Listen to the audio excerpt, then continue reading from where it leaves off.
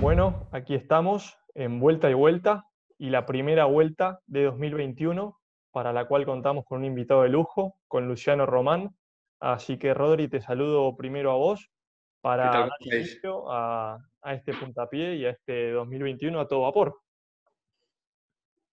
¿Qué tal desde Madrid? Un abrazo muy fuerte a todos y aquí estamos para empezar con fuerza el 2021 con un tema que es de plena actualidad y con un gran exponente desde el otro lado del Atlántico. Así es. Cruzando el charco, como les comentaba, lo tenemos a Luciano Román. Luciano, que es abogado por la Universidad Nacional de La Plata, ha sido durante casi 30 años miembro del diario El Día de La Plata, ocupando por 24 años el cargo de secretario general de la redacción. También desde 2015 a 2018 fue el director de la carrera de periodismo de la Universidad Católica de La Plata. Entre 2017 y fines de 2019 fue también director general de Prensa y Comunicación de la Cámara de Diputados de la Nación Argentina, y ya desde 2017, pero en el último tiempo con carácter semanal, escribe una columna en el diario La Nación. Luciano, ¿cómo estás? El gusto de tenerte. Muchas gracias, Teófilo, muchas gracias, Rodrigo, y un gusto compartir este espacio con ustedes. Muchísimas gracias. Y hoy, bueno, nos competen temas en los que vos sos un gran sabedor, un experto, y has escrito mucho al respecto, que es en primer término un poco la comunicación digital, el entorno digital y toda la vorágine que han generado las redes sociales en la interacción entre las personas hoy en día. Creo que es un tema apasionante que da mucha tela para cortar, que tiene sus pros y sus contras. Vos lo has escrito hace unos días nomás en tu columna de La Nación sobre Zoom, que hemos leído. Así que, bueno, quería nomás darte la palabra y preguntarte tus impresiones y cómo ves hoy el panorama tan hiperconectado en el que vivimos, que trae mucha cola y mucha tela para cortar. Sí, yo creo que todo el entorno digital nos ha cambiado la vida de una manera muy vertiginosa en un tiempo que además vamos perdiendo dimensión, ¿no? Porque cuando reparamos en que WhatsApp, por ejemplo, tiene apenas 5 o 6 años de vida, y nos cuesta imaginar cómo era nuestra vida antes de WhatsApp, de manera que los tiempos digitales van acelerando inclusive nuestra percepción del tiempo vital, ¿no? Por un lado, lo obvio, ¿no? Nos ha abierto oportunidades y brindado herramientas absolutamente virtuosas, positivas y muy interesantes, ¿no? Bueno, nos permite ejercicios como este, de estar Rodrigo en Madrid, Teófilo en Barcelona y yo en La Plata, en Argentina, y tener un intercambio y una comunicación como si estuviéramos en la mesa de un café en Buenos Aires o en Madrid.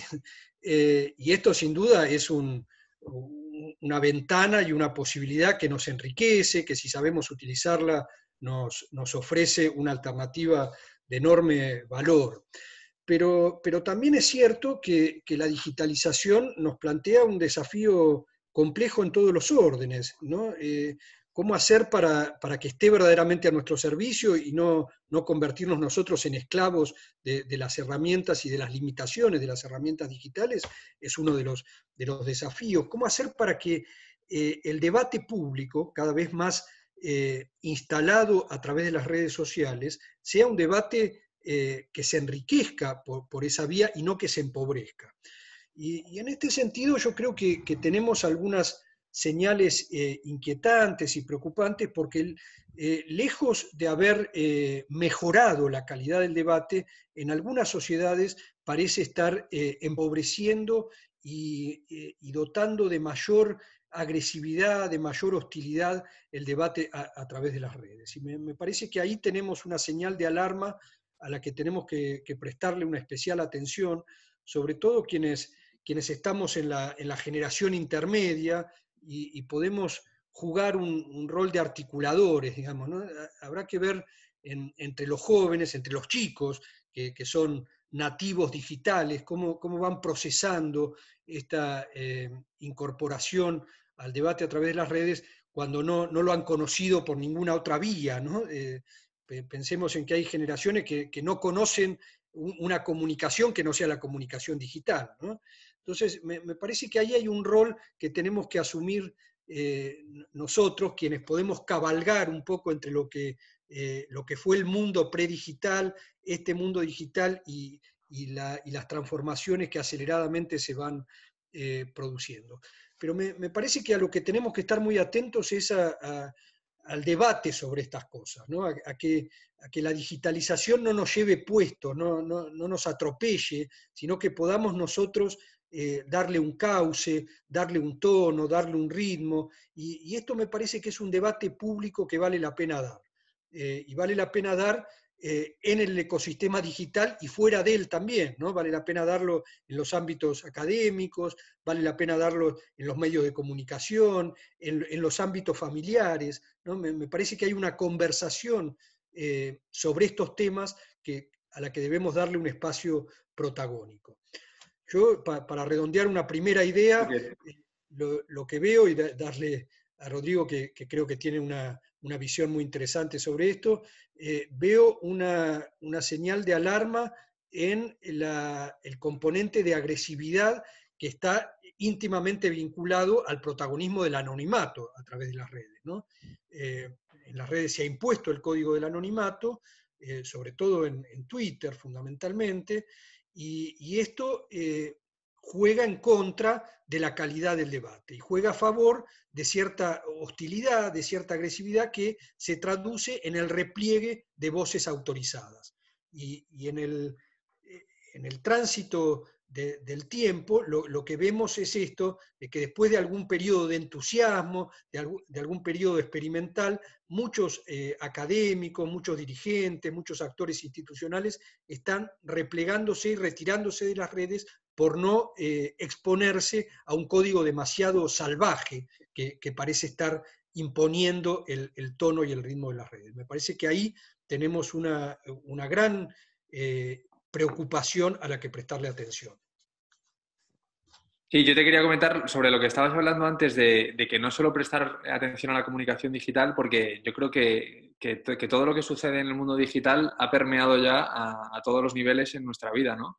Y tú comentabas en algún artículo sobre cómo el mundo digital ha cambiado nuestra forma de comunicarnos, en muchos casos la ha empobrecido porque la ha simplificado, ha generado que seamos más impulsivos a la hora de escribir y comunicarnos y reflexionemos menos. Entonces esto también hay que precisamente reflexionar y darle una pensada porque nos afecta en redes sociales, pero también ya en nuestra vida personal, que pensamos menos y somos más... nos guiamos más por sentimientos y por la acción del momento y no reflexionamos sobre nuestras ideas. Y luego la segunda parte que has comentado... creo que es una pena porque en muchos asuntos se está matando el debate porque se ha creado una especie de código de moral con ideas y conceptos absolutos que no se pueden refutar en ningún caso y que el que se quiera atrever a llevar la contraria o sí, aunque sea plantear un debate sobre esos puntos y ese código moral es automáticamente rechazado por la sociedad y marginado. Entonces, eso mata el debate porque mucha gente no quiere verse expuesta a eso, al escarnio público, a ser vilipendiado, a ser marginado, apartado de su puesto de trabajo, de su familia, de sus amigos. Entonces, ese es un peligro latente hoy en día, bueno, no latente, sino que es real ya. O sea, que presente, claro. Como comentas, que muchas voces autorizadas se están retirando por no verse envueltas en esta especie de caos. Yo creo que tocás dos puntos absolutamente medulares, Rodrigo. Uno es este de cómo las redes nos han arrastrado a un vértigo que anula prácticamente la pausa, ¿no? Quienes trabajamos en el oficio de escribir o de estudiar o de enseñar, sabemos que la pausa reflexiva es absolutamente indispensable, ¿no? Cualquiera que intente escribir un texto, bueno, sabe que el repaso, la corrección, la revisión, la vuelta sobre lo que uno ha escrito es fundamental para poder ordenar, depurar, suavizar determinadas ideas, encontrar el tono justo, ¿no? Y esto en las redes desaparece, ¿no? Nos arrastra a un vértigo impulsivo que hasta tiene una expresión física, ¿no? Cuando vemos a los chicos que escriben con una rapidez de los dedos, yo digo, en esa gimnasia táctil, ¿no? que puede tener una virtud, digamos, en cierta rapidez o agilidad, pero hay un repliegue de la reflexión, porque no se puede reflexionar a esa velocidad, ¿no? Y me parece, bueno, que ahí hay todo un punto, por eso vuelvo a esto de la conversación sobre este tema en las aulas, en las escuelas, en las universidades, pues me parece que tenemos que construir entre todos un código más reflexivo en los entornos digitales. Yo creo que la revolución digital nos ha impuesto determinadas cosas sin tener tiempo a digerirlas, ¿no? y a procesar esto, las normas de utilización, los códigos de uso.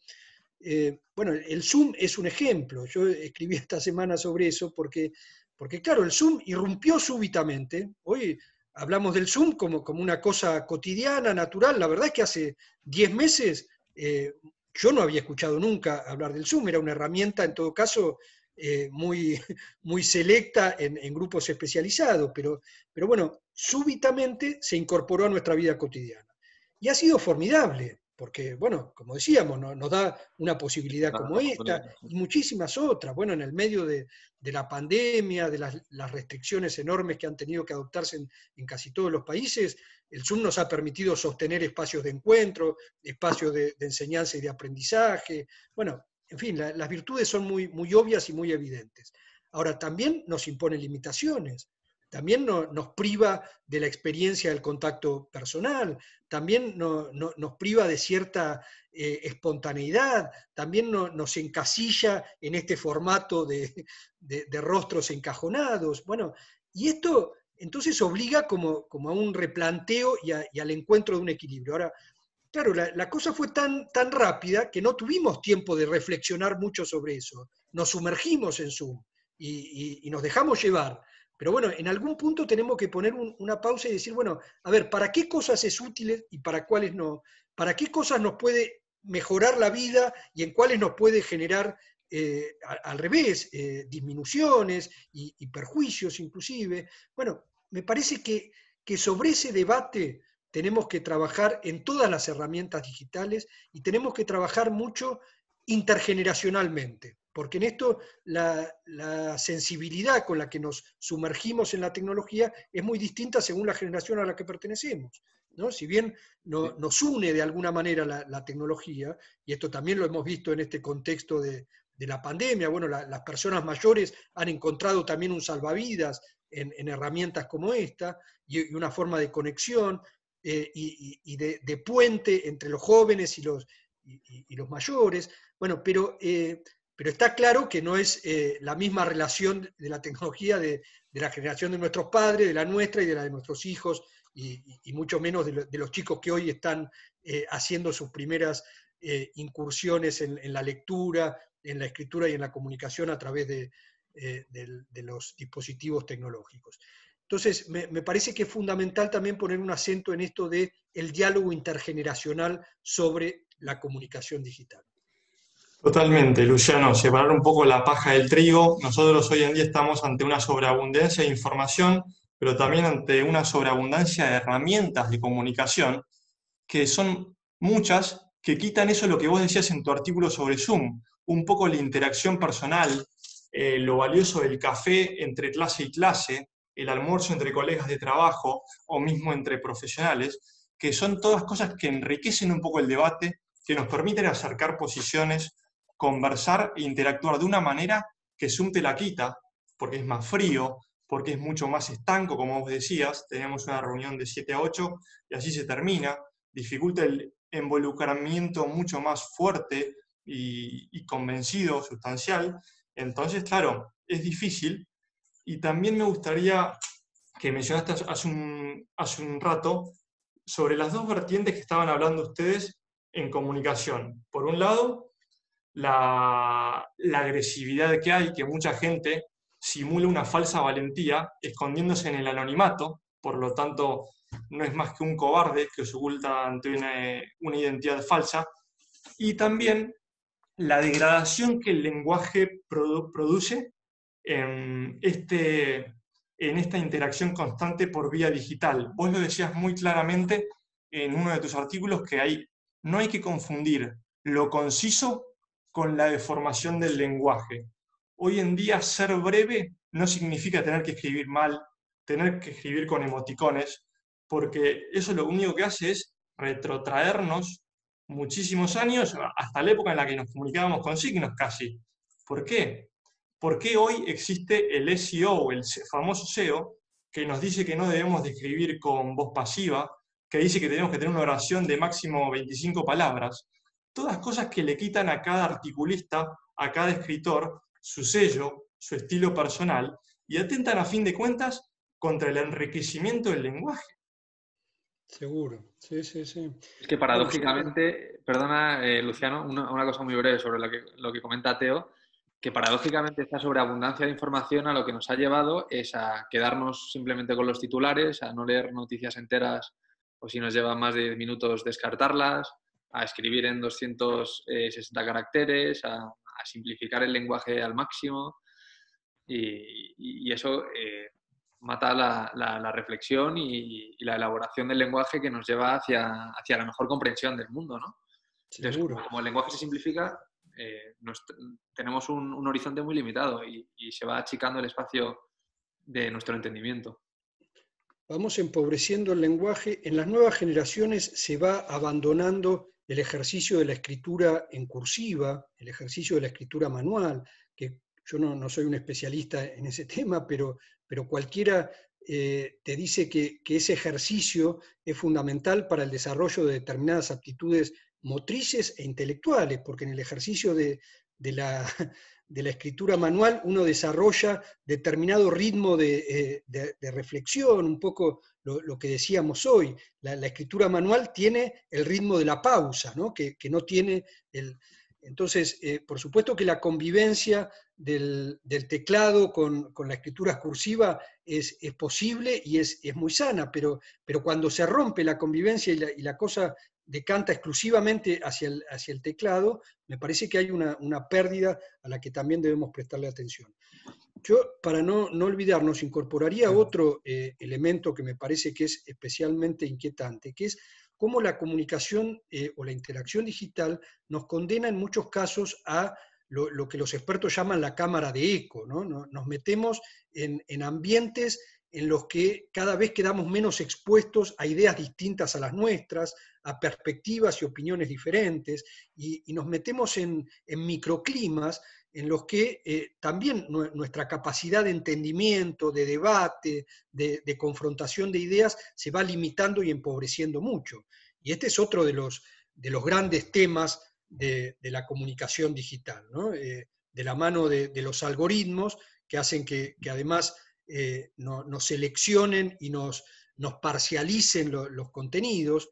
Está muy claro que los algoritmos sacan conclusiones sobre nuestros gustos que muchas veces no son ajustadas y que sin embargo hacen que nuestras búsquedas más elementales por Internet sean sesgadas de acuerdo a esas conclusiones que saca el algoritmo. Bueno, y lo mismo pasa en Twitter, lo mismo pasa en Facebook. Uno se va encerrando en entornos cada vez más monocordes, cada vez más homogéneos, y perdemos esto de la riqueza que implica la pluralidad, la diversidad, la heterogeneidad. Me parece que ese es otro eje al que tenemos que prestarle una especial atención, ¿no? No, claro, las famosas burbujas informativas, Rodri, que hemos visto nosotros tanto durante la maestría, y como vos decías, Luciano, que muchas veces no depende tanto de nosotros, sino que es el algoritmo quien decide y quien nos obliga, si se quiere, a consumir cierta información, cierta data y relacionarnos con ciertas personas que tal vez nos quitan perspectiva, porque no podemos ver la foto completa. Y eso también nos genera, cuando nos encontramos con opiniones disonantes, cierta rispidez. que es difícil a veces controlar, de acuerdo al tenor de lo que estamos viendo. Exacto. Nos quita posibilidad, ejercicio de la tolerancia. Nos quita riqueza en el debate y ejercicio de la tolerancia. Y al revés, va cultivando esta cosa sectaria de que solo escucho las opiniones coincidentes con las mías, ¿no? Y cualquier ejercicio de escuchar una opinión diferente me resulta entre incómodo y hostil, ¿no? Y esto me parece que es un fenómeno al que estamos asistiendo en sociedades cada vez más polarizadas, como las que nos toca vivir, y en esto creo que hay un común denominador entre España, Argentina y otras sociedades occidentales. Bueno, no queríamos meternos en el tema de Estados Unidos porque decíamos que es, por supuesto, un tema en sí mismo para otra conversación, pero bueno, la fotografía de lo que estamos viendo hoy en Estados Unidos es la fotografía de una sociedad cada vez más polarizada y más desentrenada en el diálogo democrático. Y yo creo que esto se está dando no solamente en los niveles dirigenciales, sino en toda la escala de la pirámide social. Por eso digo que tenemos que prestar mucha atención a lo que pasa en las escuelas, en las universidades, en las instituciones sociales, en las organizaciones no gubernamentales, porque ahí es donde se está incubando y consolidando este germen de la intolerancia, el empobrecimiento del debate, la dificultad para escuchar al otro con verdadera y genuina apertura a que el otro pueda tener una parte de razón, ¿no? Cada vez nos vamos atrincherando más en estas ideas de que somos los dueños de una única verdad sin hacer lugar a los grises, a la relatividad, a que el otro puede tener parte de una verdad de la que no somos ninguno dueño, ¿no? Claro, porque la posición cómoda es esa. Yo me rodeo de gente que piensa igual que yo, que está de acuerdo conmigo en todo, que reafirma mi posición y no tengo que molestarme en debatir ni argumentar ni siquiera mis posiciones porque ya me están dando todo el mundo la razón. Entonces lo que falta también es empatía para saber ponerte en el lugar del otro, intentar entenderlo y aunque no compartas muchas opiniones, saber aceptarlas.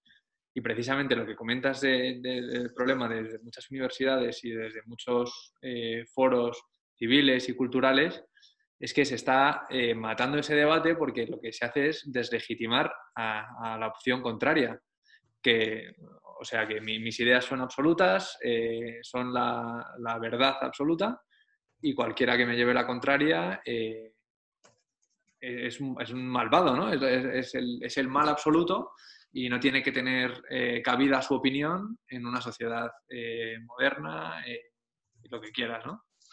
Seguro, sí, sí, sí. Yo creo que estamos caminando muy aceleradamente hacia esa intolerancia que implica un enorme retroceso, ¿no? Porque en definitiva esto es volver a las épocas del oscurantismo, a las épocas del dogmatismo extremo, en el que se asumían posiciones absolutamente rígidas, y me parece que si una evolución han tenido las sociedades occidentales es la incorporación del disenso, de los matices, de la diversidad como valores esenciales, ¿no? Entonces, si descuidamos esos valores, si los devaluamos con estos ejemplos que decíamos, y en ámbitos como el de las universidades, que se suponen debieran ser las instituciones en las que mayor hincapié se haga en la pluralidad, en el debate, en la diversidad,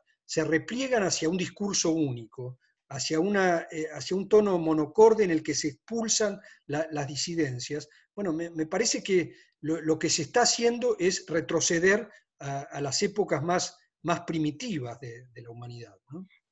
No, seguro, Luciano. Y todo esto que comentabas, que digamos le hemos puesto nombre y apellido, que se puede denominar la batalla cultural o la corrección política imperante hoy, que ha generado que una minoría, si se quiere, o un grupo de falsa progresía radicalizada en sectores de izquierda, ha copado las instituciones y ha tratado de inferir en la vida cultural y social de las personas, ya que no lo ha logrado hacer mediante los votos.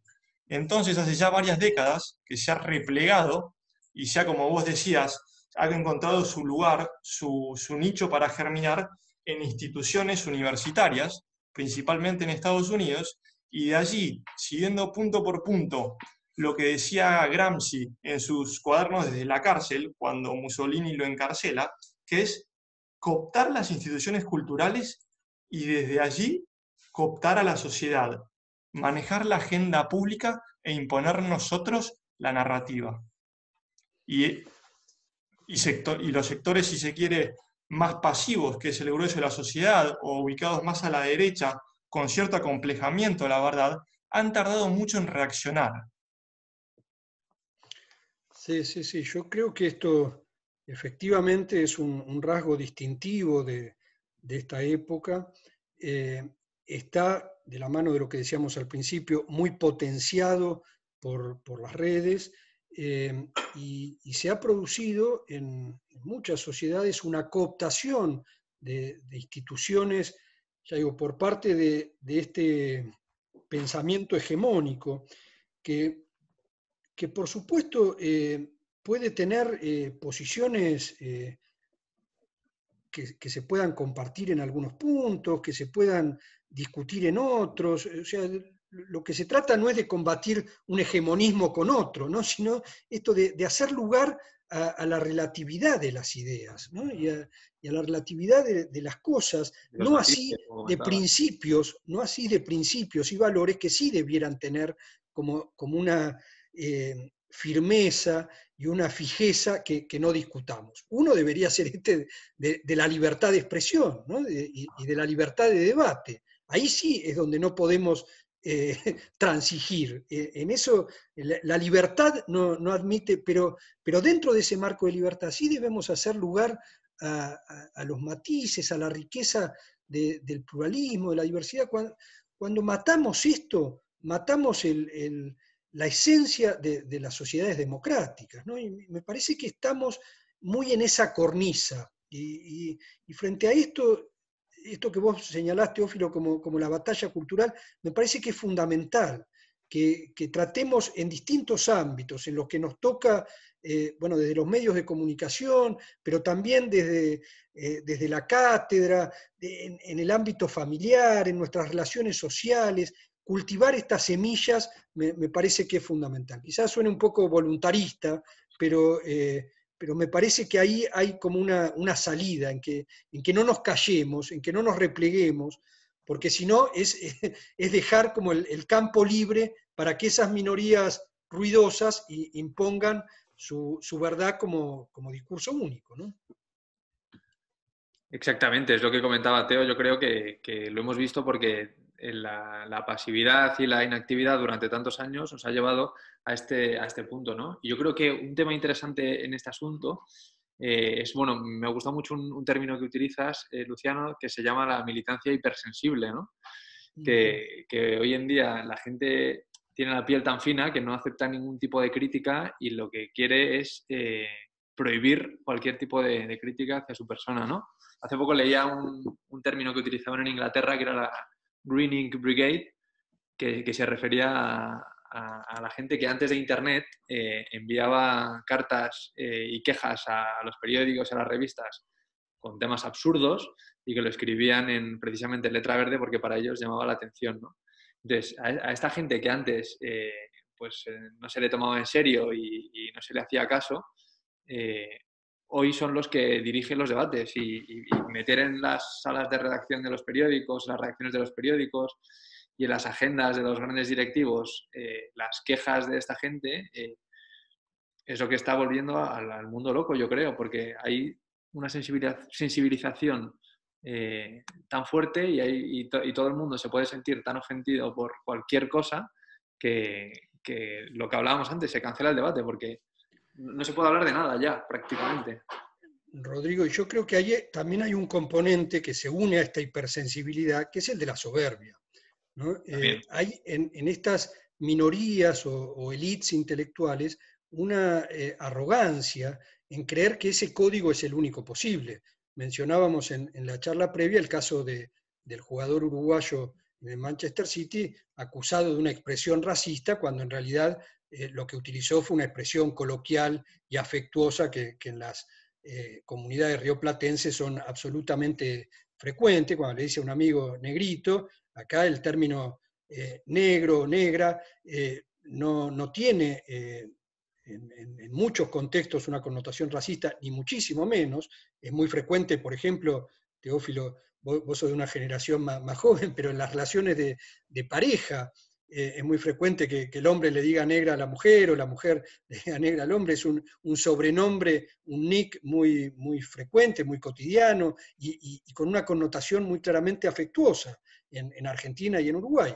Y el jugador uruguayo lo utiliza en agradecimiento a un amigo y desde una supuesta superioridad moral, desde una supuesta superioridad intelectual, se le adjudica un sentido que de ninguna manera ha tenido, ¿no? Entonces, me parece que ahí influye mucho esto de la arrogancia, de nosotros sabemos qué es lo que significan las cosas y te vamos a explicar a vos. Me parece que ahí también hay un punto en el que tenemos que reaccionar, porque bueno, nos estamos dejando atropellar por esto de un clima de arrogancia intelectual, ¿no? Claro. Y como comentabas en este caso de Cavani, que plasma perfectamente lo que estamos viendo hoy en día, ni Cavani lo quiso ofender, ni su amigo se sintió insultado. Por lo tanto, Exacto. tenemos a este vigilante que actúa de oficio, a no Exacto. requerimiento de parte, y dictamina qué se puede y qué no se puede hacer, bajo un código moral totalmente inapelable y totalmente absoluto. Porque, Sí, sí, sí. hay que decirlo también, no se mide con la misma vara los exabruptos del propio grupo que los del resto. Y además, Teófilo, yo creo que vinculado a esto también estamos aceptando un sistema de enjuiciamiento a través de las redes de determinadas Malísimo. conductas, expresiones, que también nos retrotrae a la época de las cavernas, porque juzgamos de manera absoluta, terminante, sin hacer lugar al derecho de defensa, sin hacer lugar a las pruebas, donde todo además se iguala. Parece que una actitud que hasta puede ser desubicada es equivalente a un delito, y en todo caso hay actitudes que pueden ser de mala educación, pero eso no significa que tengan la misma condena que la de una conducta delictiva tipificada, y sin embargo en las redes todo parece ser igual. Esto está ocurriendo además entre los jóvenes de una manera muy preocupante. El escrache digital se ha convertido en una forma de dirimir los conflictos cotidianos entre los jóvenes, donde ya no interviene ninguna instancia de autoridad. En las escuelas, donde antes un conflicto era remitido a la autoridad, al docente, al directivo, que en todo caso iba a tratar de mediar y reunir elementos como para formarse un juicio sobre las cosas, esto ha desaparecido y ahora cualquier situación se dirime en los tribunales de las redes y funciona este mecanismo del escrache digital, del que además ya tenemos resultados dramáticos. En Argentina, les cuento, hace un año apenas, por ejemplo, un hecho que generó una conmoción breve, diría, para la magnitud de la tragedia. Se suicidó un chico en una provincia argentina de la Patagonia, que había sido acusado en las redes de abuso, de un supuesto abuso, y la chica, después del suicidio, la chica que lo había denunciado, reconoció que en realidad no había existido tal abuso y que ella lo había escrachado por despecho, porque el chico no había respondido a determinadas expectativas que ella tenía. Es un hecho aislado, individual, si se quiere, pero representativo de este fenómeno absolutamente peligroso que es el de el escrache y el enjuiciamiento a través de las redes. Me parece que es otro fenómeno que forma parte, si se quiere, con características propias, pero de todo esto que estamos conversando, y que también merece una atención muy particular y muy sensible, sobre todo de parte de los adultos, de quienes tenemos responsabilidades como padres, como docentes. Me parece que ahí hay que poner otro acento muy marcado, ¿no? Sí, porque yo creo que, bueno, el tema de la eliminación de la presunción de inocencia en determinados asuntos daría para otro debate, pero claro, también esto nos lo da la instantaneidad de las redes, hace que se omita y se elimine toda la parte de juicio, digamos, siquiera, o de conocimiento de por qué pasan las cosas y de los motivos, y se ejecute, como decía Teo, un juicio sumarísimo y la turba sea la que juzga al acusado, ¿no? Sí, sí, Y sí. muchas veces sin ningún tipo de pruebas ni de motivaciones, sino simplemente es un asunto emocional, ¿no? Veo algo que no me gusta y voy a machacarlo, sin conocer a la persona, sin conocer lo que ha pasado y sin conocer cualquier tipo de motivación. Absolutamente. Sí, sí, sí. En cierta manera es el lejano oeste, ¿no? Lo pienso y escribo, desenfundo y tiro, que no hay Sí, sí, ningún tipo de... Bueno, ya lo has dicho mucho, Luciano, la inmediatez de las redes ha matado el silencio y ha herido de muerte a la reflexión serena, que es, sí, sí, sí. bueno, retomando tus palabras que mencionabas hace un rato. Entonces, para personas, para chicos, como en este caso que mencionaste, que no cuentan con la contención adecuada para protegerse de esa agresividad, de esa hostilidad tan fuerte en las redes, están tan vulnerables que las consecuencias pueden ser, o sea, son inciertas y pueden llegar a gravedad extrema como este caso. Sí, sí, porque además no se calibra la potencia, el alcance y la enorme dimensión que adquiere una cosa a través de las redes, ¿no? Porque inclusive fenómenos que no son nuevos, como puede ser el del bullying entre los chicos y adolescentes, por ejemplo, que sin duda no es un fenómeno que haya nacido con las redes, pero sin embargo las redes lo potencian y le dan una fuerza y una gravitación que hacen que el daño crezca exponencialmente, ¿no? Y ya digo, nos estamos acostumbrando además a la supuesta eficiencia del escrache digital de un modo que es muy peligroso. Yo he escrito un poco sobre eso también en Argentina, no sé cuál es la experiencia que ustedes tienen en España, pero nos hemos acostumbrado, por ejemplo, a que cualquier reclamo por un problema de mala atención en un comercio o de incumplimiento de una situación contractual. En lugar de tramitarlo, como además las instituciones se revelan cada vez más ineficientes frente a la supuesta velocidad y rapidez de las redes, bueno, entonces se descarta el camino institucional para apelar al camino del escrache. Y hoy es más eficaz escrachar a un comerciante por las redes que hacer en todo caso el reclamo ante el organismo que corresponda de defensa del consumidor, ¿no? Y así nos vamos amoldando a esta eficiencia altamente peligrosa, me parece.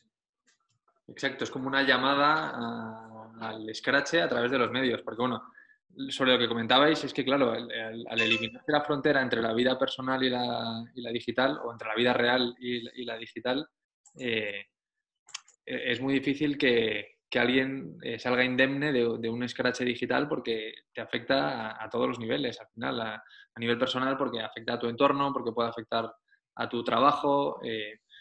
Entonces, es muy difícil separar eso. Y sobre el otro que... Dime. No, perdón, yo quería aclarar inclusive que en el episodio este de ¿cómo es el jugador, Cavani, Teófilo? de Cavani. Perdón, Cavani, me parece que también es muy revelador. Vos fíjate que el jugador termina pidiendo disculpas. Y termina pidiendo disculpas por un hecho que no merecería el pedido de Y disculpas, porque digamos. lo Pero, dejaron solo, la bueno, asociación la además, asociación de fútbol y el club. exacto, y no es Claro, mucho difícil miedo, claro. imaginar que detrás de ese pedido de disculpas lo que ha habido es un consejo, digamos, de que bueno, es mejor pedir disculpas antes de correr el riesgo de perder el contrato, de perder los sponsors, de perder y de afectar tu carrera. Entonces se termina entrando, digamos, o convalidando de alguna manera. Me parece que ahí también hay Es un... tener terreno eso, claro. Claro, Vas que cómo nos cediendo. vamos replegando frente a cosas, y yo no hago un juicio del jugador, que por supuesto además es el eslabón más débil en esto, pero sí me interesa mirar cómo se juegan ahí los factores de presión para que terminemos acoplándonos y replegándonos frente a esta prepotencia y esta arrogancia que nos lleva a condenar hechos que no deberían ser condenados. Precisamente cuando hablabas del tema... No, perdona, Teo, si es una anécdota muy rápida. Es que me he acordado cuando hablabas del tema del comercio de una anécdota que leí, pues debía ser hace un año y medio o así, de una chica que me parece que era en Mallorca, o en Barcelona, no estoy seguro, que iba a un comercio y el dueño no le quería atender en catalán. Y lo que hizo ella fue llamar a un boicot a ese, era un bar o un restaurante en redes, ¿no? Entonces, lo que me comentaba antes, quejas que antes habríamos tomado, pues bueno, este es un chalado y nadie le hace caso, las redes le dan legitimidad y le escuchan y le apoyan en su voluntad de hacer este escrache. Claro, no solo es tan fácil atacar y escrachar, sino que saben que sus acciones no tendrán consecuencias para ellos, porque no serán sujetos a ningún tipo de responsabilidad. Entonces la liviandad, la facilidad para atacar, está totalmente avalada, si se quiere, por el sistema mismo. Entonces, todos los que tengamos una opinión disonante, estamos expuestos a este tipo de scratches, a este tipo de ataques. Una derivación muy grave de esto también es el repliegue de los docentes. Los docentes, sobre todo en el ámbito de las escuelas medias, secundarias, viven con temor a ejercer determinada autoridad frente a los alumnos porque tienen miedo al escrache y a la venganza a través de las redes. Hoy cualquier chico graba a un docente y desnaturaliza una cosa que se dijo en el aula y sube cosas. Y esto ha hecho que la autoridad docente, que es uno de los pilares esenciales de la formación de los jóvenes, hoy termine muy pisoteada, muy devaluada, frente a una situación concreta de temor que se vive en todos los ámbitos escolares, ¿no? Y creo que ahí también tenemos... a los niños en tiranos en muchos casos, porque ellos detentan el poder absoluto y la verdad también. Entonces, claro, el docente, en vez de tener autoridad sobre ellos, lo que tiene es, como comentas, miedo. Exacto. Y pasa lo de Cavani, ¿no? El consejo al docente es, bueno, ¿para qué te vas a arriesgar? ¿O para qué vas a ejercer esa autoridad si podés tener estas consecuencias? Entonces, el docente se achica, se disminuye a sí mismo, se repliega, ¿no? Y renuncia en definitiva a la esencia de su función, que es la de ejercer una autoridad sobre sus alumnos. Bueno, me parece que esto es como la punta de un iceberg mucho más complejo, en el que sin duda tenemos que poner una lupa muy atenta, porque esto nos está desarmando algunas bases de instituciones fundamentales, como esta que mencionamos, nada menos que la escuela, ¿no? Pero claro, como vos decís, los docentes no pueden desempeñar adecuadamente su labor porque están sujetos a scratches y son el eslabón más débil de la cadena, como también lo es Cavani, que tuvo que pedir disculpas, se comió una suspensión de 3 partidos y una multa millonaria. Y también a esto lo extrapolo a los pedidos de disculpas que tantos funcionarios en Occidente han hecho, arrodillándose, pidiendo perdón por causas en las que no tuvieron nada que ver y en nombre de personas que no los representan. Entonces se lleva a un autoflagelo, a un autoinculpamiento, que lo único que hace es esta espiral del silencio, acrecentarla hasta que no queda más lugar para el disenso y para el debate. Entonces, vivimos en un absolutismo brutal.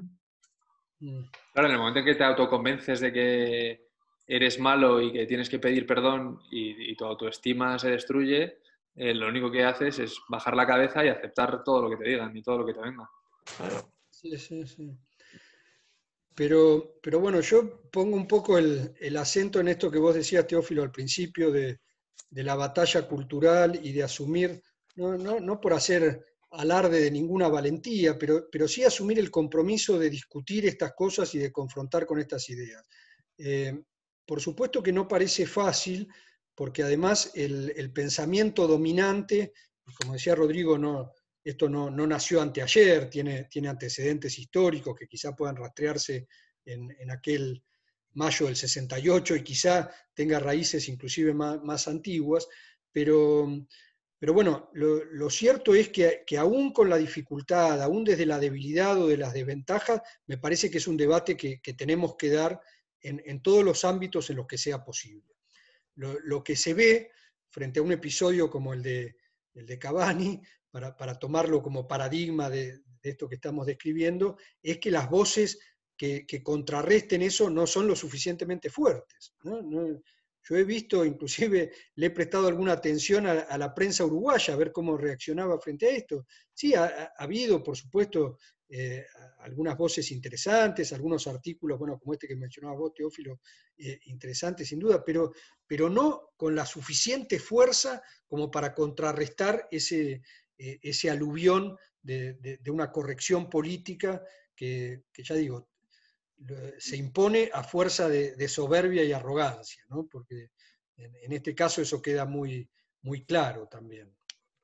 Claro, yo creo que esto es, bueno, claramente el claro ejemplo de David contra Goliat, ¿no? Así que hay que agudizar el ingenio para enfrentarse al gigante. Yo creo que desde aquí lo que tenemos que hacer es animar a la gente a debatir y a fomentar una visión crítica de las cosas y del mundo, de las ideas y de la sociedad, a no dar por hecho todo lo que consumimos y a pensar que puede haber matices, como comentabas, que yo creo que ese es un término fundamental, entender que todas las cosas tienen matices y que pocas verdades absolutas hay. Totalmente. Yo creo que España lleva bastante ventaja comparándolo con Argentina en este plantar cara a la hegemonía cultural, a dar batalla en las ideas y en las instituciones. Por lo tanto, Luciano, si les parece ir terminando, yo quería agradecerte mucho haber participado. Para nosotros es muy importante tener voces como la tuya en este espacio que intentamos que sea de disenso, de debate y de enriquecimiento. Y también fomentar, como decía Rodrigo, tanto en España, en Argentina y en demás países de Occidente, este debate, este intercambio de opiniones, esta interacción constante y valiosa, de forma tal de que se planteen los matices que se haya que plantear. No todo es blanco-negro y no todo es tan cortante y determinante. Por lo tanto, hay que alzar la voz, sopesarla, pensarla y dejarla macerar, como vos decías, no escribir lo primero que se nos viene a la cabeza, porque de esa forma se da lugar a cultivar algo superior, algo más elevado, que a fin de cuentas es a lo que tenemos que apuntar, a la excelencia. Y no renunciar al espíritu crítico. Yo a modo de cierre, que me parece que es lo que en definitiva nos va a salvar de estos intentos de atropellos hegemónicos. Yo les agradezco mucho a ustedes, por supuesto que es una conversación más compleja, inagotable, pero bueno, en todo caso, tomemos esto como un primer paso para seguirla en otro momento. Les agradezco y creo que en espacios como este vamos sembrando esta semilla del debate, del pluralismo y de estar alertas frente a los peligros que representa. Digo, así como nos da enormes posibilidades, la revolución tecnológica también nos plantea enormes desafíos y amenazas y peligros muy, muy grandes, y es bueno que discutamos, que reflexionemos y que charlemos sobre esto en este tipo de diálogos y espacios. Así que los felicito por la iniciativa, quedo a disposición de ustedes y muchísimas gracias. Gracias, Luciano. Gracias, Además, Luciano. Es un ejemplo de colaboración intergeneracional. Como comentabas antes, ha sido un claro ejemplo de colaboración intergeneracional, ¿no? Y muy fructífera. Claro. En eso yo sería la generación más vieja, ¿no? Claro. Ya empiezo a peinar canas, ¿eh? O sea, que no te sé decir. Bueno, un gusto. Muchas gracias y hasta la próxima. La próxima la hacemos en un café de Madrid o de Barcelona. Puede ser. Ojalá más pronto que tarde. Hasta luego. Bueno. Chao. Un abrazo, gracias, Luciano. Abrazo.